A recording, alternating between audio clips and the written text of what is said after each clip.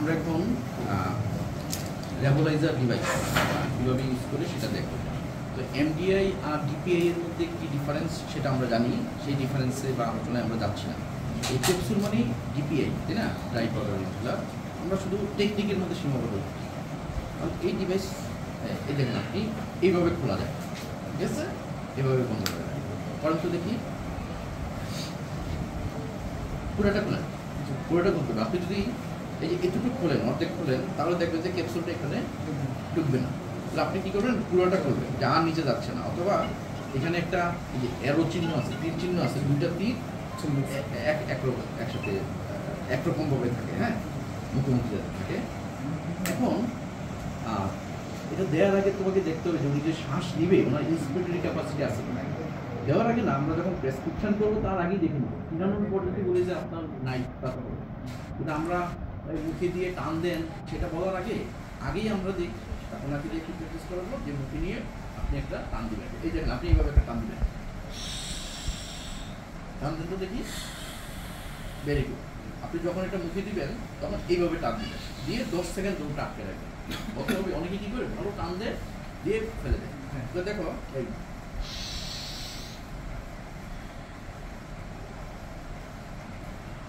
10 second, কেউ 10 second একদম না পারে, কষ্ট হয়, 2 সেকেন্ড কমাবে, তাই না?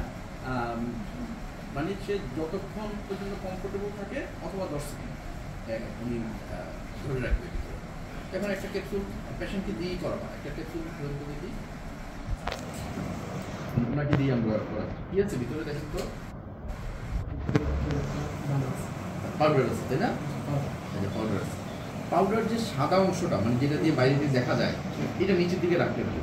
আপনি খোলেন আবার, তারপর এটা এখানে রাখবেন এই গর্তের মধ্যে। তাহলে কি হলো যে এই যে এখানে একটা হোল আছে, গর্ত আছে, এটার ভিতরে আমি সরল বাংলায় বলতেছি, ভিতরে রাখলাম। রাখার পরে এখন আমি বন্ধ করলাম, করেন দেখি, খুব করে একটা শব্দ হলো। হ্যাঁ, কিছু কিছু ডিভাইস আছে যেখানে নাকি আবার এখানে ছিদ্র করতে হয়, কিন্তু এটাতে হয় কি, রেগুলাইজার বা ইনহেলার এই ডিভাইসগুলি আবার কোনো ছিদ্র করার দরকার নেই। এটা অটোমেটিক তোমার মানে ফুটা হয়ে গেছে, ছিদ্র হয়ে গেছে, পোর ফর্ম হয়ে গেছে। এখন আমাকে এই দিকে আর কোনো চাপ বা কিছু দিতে হবে না।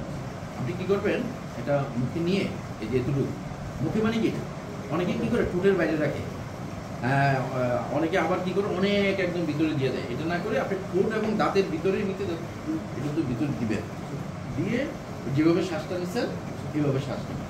কিন্তু একটা কথা আছে, আপনি শ্বাস নেওয়ার আগে একটু বুকটা খালি করে নেবেন, তাহলে হয় কি বেশি করে ওষুধটা যেতে পারবে।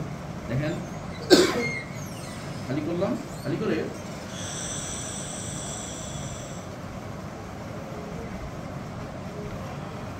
দশ সেকেন্ড পারবেন না, করেন, আগে একটু খালি করেন, বুকটাকে খালি করেন, জোরে টানেন টানেন টানেন টানেন টানেন টানেন টানেন, দম বন্ধ, 1 2 3 4 5 6 7 8 9 10। এবার ফেলেন।